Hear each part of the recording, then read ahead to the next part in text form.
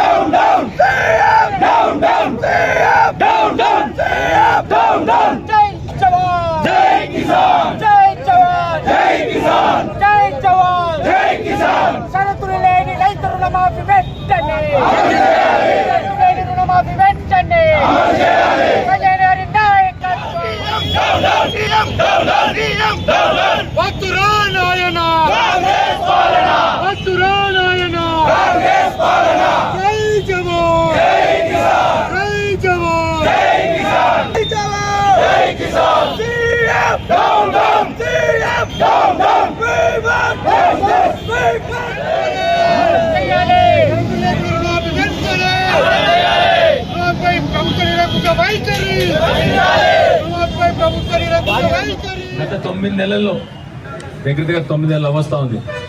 ఒక రాష్ట్ర ప్రభుత్వం ఇంత అసమర్థంగా ఉంటుందని చెప్పేసి నిరూపించిన ఏకైక ప్రభుత్వం ఇప్పుడు ఏర్పడిన కాంగ్రెస్ ప్రభుత్వం. 9 నెలలు అయింది దగ్గర డిసెంబర్ 9 అని చెప్పిన వాగ్దానాలు 9 నెలల తర్వాత కూడా రైతుల్ని గూసపోసుకుంటా ఉన్నారు తప్ప ఈ ప్రభుత్వం ఏ ఒక్క పని చేయలేదు. చిన్న ఉదాహరణకి మొన్న మేము చెప్పినాం, వీళ్ళకి అసలు ఏమైనా పాలసీ ఉన్నదా, ఎట్లా వీళ్ళు ప్రభుత్వాన్ని పాలిస్తారు, వీళ్ళు ఇప్పటి వరకు ఒక్క పాలసీ కూడా చెప్పండి ప్రభుత్వం ఇది. ఉదాహరణకి వాళ్ళు చూస్తున్నాం, రైతులందరూ ఇవాళ రోడ్డెక్కినారు. ఏం చెప్పినారు మీరు? డిసెంబర్ 9 నాడికి అందరూ బ్యాంకుకి ఉరుకుని 2 లక్షల రూపాయలు తెచ్చుకొని డిసెంబర్ 9వ తారీఖు నాడు మా ప్రభుత్వం ఏర్పడిన వెంటనే ఫస్ట్ మొట్టమొదటి చేసేది రైతు రుణమాఫీ అని చెప్పిన ఆ రోజు ఈ ముఖ్యమంత్రి గారు. ఇప్పటికి 9 నెలలు అయింది. 9 నెలలు అవుతూ మధ్యలో ఏం చెప్పినాడు? మళ్ళీ ఆగస్టు 15వ తారీఖు అని చెప్పిండు. చెప్పని అమ్మ తోడు లేదు, పోని గుడికి లేదు, పోని గుడి దేవుని మీద ఒట్టు పెట్టిన దేవుడు లేడు, అందరి దేవుళ్ళ మీద ఒట్టు పెట్టిండు. ఇప్పటి వరకు ఆగస్టు 15వ తారీఖు అయిపోయింది. ఏం సంగతి అంటే ఏం సంగతి లేదు.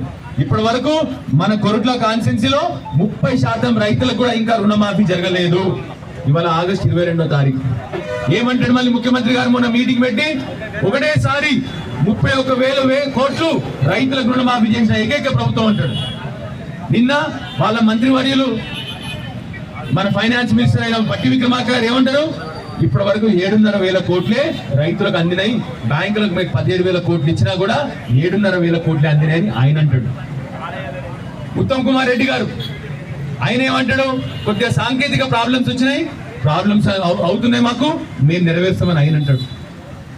పొంగేటి శ్రీనివాసరెడ్డి గారు అంటారు ఇంకా 12,000 కోట్లు రైతులకు ఇచ్చేది ఉంది, ఇస్తామని ఆయన అంటాడు. ఒక్కొక్క మంత్రి ఒక్కొక్క విధంగా మాట్లాడతారు. కనీసం వాళ్ళ మంత్రివర్గంలోనే సైలెంట్ లేదు వాళ్ళకు, వాళ్ళ మంత్రివర్గంలోనే ఏం మాట్లాడుతున్నో తెలియని ప్రభుత్వం ఇది. రైతు పాలసీ తెలియదు, అగ్రికల్చర్ వ్యవసాయ పాలసీ లేదు, ఇప్పటి వరకు ఏమాత్రం ఏదొక్క పాలసీ లేదు. ఉదాహరణగా నేను చెప్తా, 10 ఏళ్ల క్రితం కేసీఆర్ గారు ప్రభుత్వం ఫామ్ చేసేది మన తెలంగాణ వచ్చినాక. ఆ రోజు ఏం చేసేది కేసీఆర్ గారు? మొట్టమొదల అగ్రికల్చర్ పాలసీ ఏం చేయాలి, వ్యవసాయం బాగుపడాలి తెలంగాణ అంటే ఏం చేయాలి, మొట్టమొదటి చెరువులు నింపిను, చెరువులు పూడిక తీసి చెరువులు నింపిను. తర్వాత ఏం చేయాలి? రైతులకు నాణ్యమైన కరెంటు రావాలి, 24 గంటల ఫ్రీ కరెంటు రావాలి. 24 గంటల ఫ్రీ కరెంటు, నాణ్యమైన కరెంటు తీసుకొచ్చిన కేసీఆర్. ఇంకేం చేయాలి? రైతులకు అంతకుముందు విత్తనాల కోసం లైన్ల మీద నిలుస్తుంటుండే, ఆ విత్తనాల గోస రాకుండా కేసీఆర్ గారు విత్తనాలు టైం తీసుకొచ్చింది. ఆ తర్వాత ఇంకేం చేయాలి? రైతుల కోసం వాళ్ళకి పెట్టుబడి కష్టమవుతుందని చెప్పేసి రైతు బంధు తీసుకొచ్చింది కేసీఆర్. ఒక్కొక్కటి అన్ని, అది దాన్ని పాలసీ అంటారు. దాన్ని వీళ్ళకి ఆ పాలసీ లేదు. వీళ్ళకి కనీసం రైతులకు ఏం చేయాలో తెలియదు.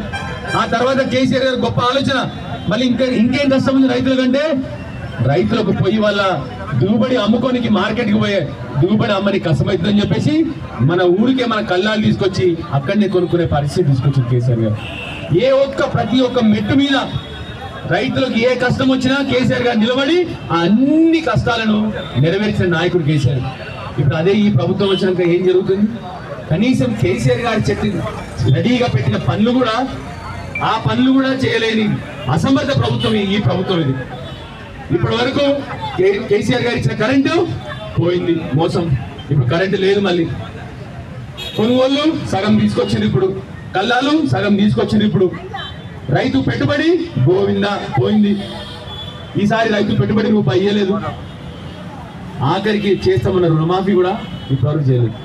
మళ్ళీ ఒకప్పుడు 10 ఏళ్ల క్రితం రైతు ఆత్మహత్యలు విన్నాం కదా. 10 ఏళ్లలో ఒక్క రోజు కూడా రైతు ఆత్మహత్య అనే పదం మర్చిపోయిన తెలంగాణ సమాజం ఇవాళ మళ్ళీ రైతు ఆత్మహత్య. మీ పక్కన దగ్గర 500 మంది రైతులు గత 9 నెలల్లో చచ్చిపోయారంటే ఈ ప్రభుత్వం ఒక పరిస్థితి ఎట్లా ఉందో మీరు అందరు దయచేసి ఆలోచన చేయండి అని కోరుతా ఉన్నాను. దయచేసి మీ అందరినీ మా ప్రెస్ మిత్రుల ద్వారా మా రైతుల పక్షాన దయచేసి రిక్వెస్ట్ చేస్తా ఉన్నాను, ప్రభుత్వాన్ని వేడుకుంటా ఉన్నాము. దయచేసి వెంటనే మీరు ప్రామిస్ చేసినట్టే, మీరు ఎట్లాగూ ఆల్రెడీ రైతు బంధు ఎగరగొట్టిండ్రు, రైతు భరోసా ఇస్తలేరు, కరెంటు లేదు. నిన్నగాక మొన్న మా వర్షకొండ గ్రామంలో రైతులందరూ కలిసి మొత్తం సబ్స్టేషన్ ముట్టడి చేసిండ్రు, రైతులు లేక, మళ్ళీ వాళ్ళకి నీళ్లు వారక. ఎట్లాగూ మీరు మా వరదకాల్లో నింపుతలేరు, వాటర్ లిఫ్ట్ చేస్తలేరు. ప్రతి ఒక్కటి మీరు దయచేసి మిమ్మల్ని కోరుతా ఉన్నా. రైతులు కష్టాలు పడతా ఉన్నారు, వర్షాలు లేవు, పెట్టుబడి లేదు, మళ్ళీ విత్తనాలు టైంకి వస్తలేదు, కరెంటు లేదు, నీళ్లు లేవు. కనీసం రుణమాఫీ చేసి వాళ్ళని ఆదుకోమని చెప్పి వాళ్ళ ప్రభుత్వాన్ని కోరుతా ఉన్నాను. మీరు ఇచ్చిన మాట ప్రకారమే అబద్ధాలు చెప్పడం బంద్ చేయండి. మీరు రైతుల పక్షాన్ని నిల్చోండి. మీరు రైతుల పక్షాన్ని నిల్చొని దయచేసి వెంటనే రుణమాఫీ చేయాలని చెప్పి ఈ ప్రభుత్వాన్ని ఈ వేదిక నుండి మా ప్రెస్ మిత్రుల ద్వారా కోరుతా ఉన్నాను. జై తెలంగాణ.